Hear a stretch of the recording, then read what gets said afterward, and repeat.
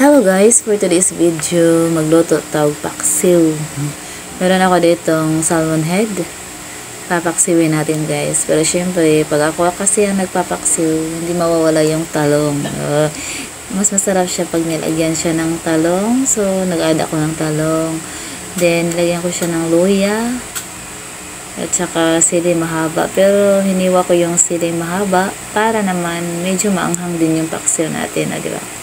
Tapos naglagay tayo ng onions at saka bawang para mas masarap.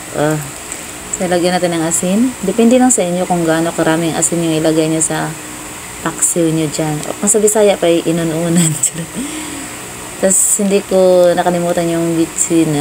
Optional lang yan ang bitsin guys. Depende lang yan sa inyo kung gagamit kayo o hindi. Kasi ako, masiyang ako sa bitsin. Diba? Pero konti lang. Tapos nilagyan ko na siya ng suka. Ayan. Tapos lagyan din natin siya ng konting tubig para mas maluto talaga siya ba.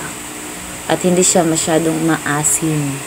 Bawal kasi sobrang asim ba. Yung medyo lang. Diba? So guys, ready to cook na po tayo. Ayan. Ayan, kumukulo-kulo na yan. Pang shortcut lang tayo dito guys. Kumukulo-kulo.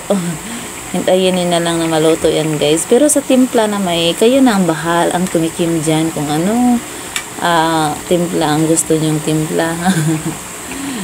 Yung pasok sa inyong panlasa ba? Diba? Ayan. Pwede nyong tikman.